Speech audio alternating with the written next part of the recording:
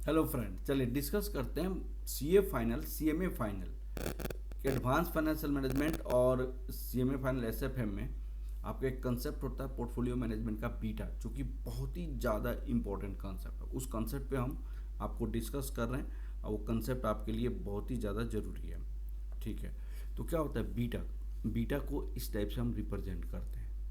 Beta क्या होता है कि मार्केट में जो मूव करता है, जैसे मार्केट का मतलब निफ्टी, सेंसेक्स, उसको हम मार्केट से रिप्रेजेंट करते हैं। तो वो जो मूव करता है उसके बेसिस पे कोई पर्टिकुलर सिक्योरिटी कैसे मूव करता है उसको बतलाता है बीटा। यहाँ पे क्लियरली लिखा, beta measure the sensitivity, sensitivity मैंने movement of the security of return to the market return. Market की रिटर्न के बेसिस पे कोई पार्टिकुलर सिक्योरिटी की रिटर्न में क्या चेंजेस आ रहा है उसको क्या कहा जाता है, बीटा कहा जाता है। ठीक है ना? तो ये आपका डिफिनीशन हो गया, जो कि यहाँ पे वही चीज़ें लिखी गई है। ठीक है ना? अब की पॉइंट्स इसका क्या क्या है, की पॉइंट्स इसका क्या क्या है। Beta measure only systematic risk. Systematic risk एक ऐसा रिस्क होता है जिसको हम कंट्रोल नहीं कर सकते हैं, जिसको हम आपको बियॉन्ड कंट्रोल होता है। जैसे मान लिया जाए गवर्नमेंट ने आपके बिजनेस के अगेंस्ट कोई पॉलिसी बना दिया, तो उसको हम सिस्टमेटिक रिस्क कहेंगे। आप सिर्फ सफ़र नहीं करेंगे, जितने भी आपके बिजनेस से रिलेटेड लोग हैं सारे को सारे सफ़र करेंगे। जैसे मान लो दिल्ली एनसीआर में, मान लो दिल्ली एनसीआर में टावर कोई दिल्ली एनसीआर से बाहर निकाला जाए, तो उसमें जितने भी टेली कम्युनिकेशन की कंपनीज होंगे वो सारे के सारे इफेक्टेड होंगे। उसको हम कहते हैं systematic risk. It is independent of total risk. Total risk systematic risk होता है, अनसिस्टमेटिक रिस्क होता है। उससे क्या होता है, ये इंडिपेंडेंट होता है। मार्केट पोर्टफोलियो है जो बीटा वन, मार्केट का बीटा कितना होता है, वन होता है। रिस्क फ्री एसेट्स का बीटा कितना होता है, जीरो होता है। Beta can be calculated using the historical data, returns and relative measures. जो आपका हिस्टोरिकली जो आपकी मार्केट की रिटर्न है और जो आपका सिक्योरिटी का रिटर्न है, उस दोनों को कंपेयर करके हम क्या करते हैं, बीटा को कैलकुलेट करते हैं। बीटा का यूजेज क्या क्या है? बीटा का usages used in CAPM determine the expected return, used in portfolio management, help in the risk assessments and comparisons of the securities, ये सारे होता है। ठीक है ना?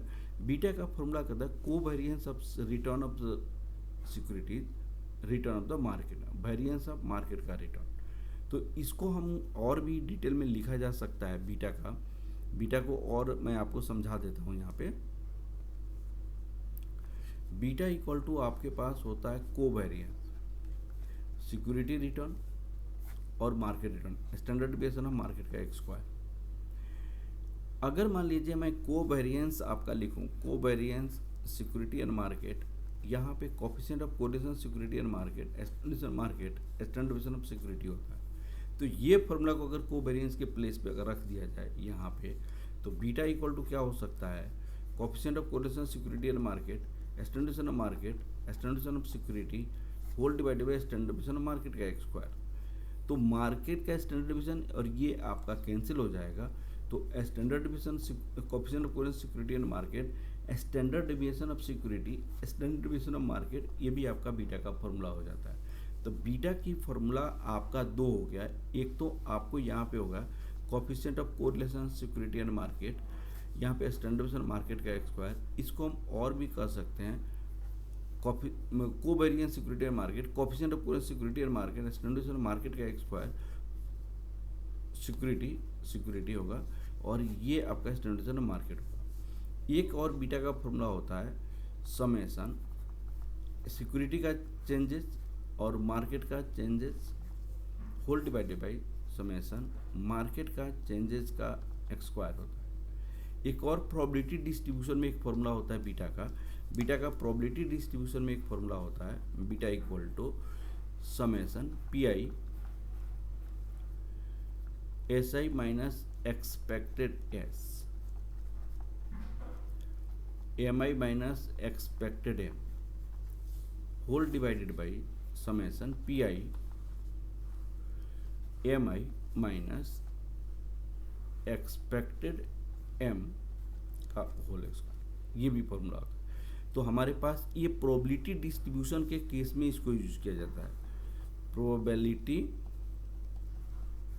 डिस्ट्रीब्यूशन के केस में इसका यूज किया जाता है। प्रोबेबिलिटी डिस्ट्रीब्यूशन के केस में ये वाला फॉर्मूला को यूज किया जाता है। ठीक है ना बेटा? अब चलिए, ये सारे कंसेप्ट है बीटा का। अब ये फॉर्मूला हो गया। अब आपका बीटा क्या होता है? Beta equal to beta less than zero. Less than zero का मतलब अगर मार्केट आपको एप्रिसिएट हो रहा है, मार्केट अगर इंक्रीज कर रहा है तो आपका सिक्योरिटी का रिटर्न डिक्रीज करेगा। मार्केट में रिटर्न अगर इंक्रीज करेगा, आपका सिक्योरिटी का रिटर्न करेगा। जैसे गोला बारूद, जैसे गोला बारूद का हमेशा क्या होता है, मार्केट में जब फ्लक्चुएशन रहेगा, मार्केट में जब डेविएशन रहेगा, तो उस केस में आपका सिक्योरिटी में बम गोला बारूद कब यूज होता है? जब युद्ध वार के केस में यूज होता है। तो उस केस में आपका क्या होगा, बीटा क्या होगा, नेगेटिव हो जाएगा। और नेगेटिव का मतलब बीटा लेस देन जीरो का मतलब आपका opposite to market, market increase करेगा तो आपका बीटा आपका सिक्योरिटी का रिटर्न डिक्रीज करेगा। मार्केट अगर डिक्रीज करेगा तो आपका सिक्योरिटी का रिटर्न इंक्रीज करेगा। बीटा लेस देन आपका 1, बीटा लेस देन 1 का मतलब क्या होता है, डिफेंसिव सिक्योरिटी होता है। माने मार्केट के रेस्पेक्ट में आपके सिक्योरिटी में कम डेविएशन आएगा। अब बीटा इक्वल टू 1 का मतलब मार्केट पोर्टफोलियो, मार्केट पोर्टफोलियो का मतलब मार्केट के बराबर, जैसे मार्केट 10% से इंक्रीज किया, आपका सिक्योरिटी भी 10% से इंक्रीज करेगा। और एग्रेसिव का क्या जाता है, मार्केट ज़्यादा बीटा ज़्यादा होता है आपके इन पोर्टफोलियो का, आपके सिक्योरिटी का, तो उसको एग्रेसिव इन्वेस्टमेंट कहा जाता है। ठीक है ना। अब आपके पास आ जाता है यहाँ पे कि beta 1 security moves with the market, beta greater than 1 more volatile than the market, aggressive, beta less than 1 less volatile than the market, beta equal to zero no correlation with the market, beta less than moves in opposite direction in market. जो यहाँ पे मैंने समझाया उसकी यहाँ पे है। Beta in CAPM capital assets pricing model में बीटा का यूज कहाँ पे हो जाता है उसको आप देख लीजिए। यहाँ पे कैपिटल एसेट्स प्राइसिंग मॉडल में expected return, risk free rate of return, beta return the market, risk free rate of return, ये होता है।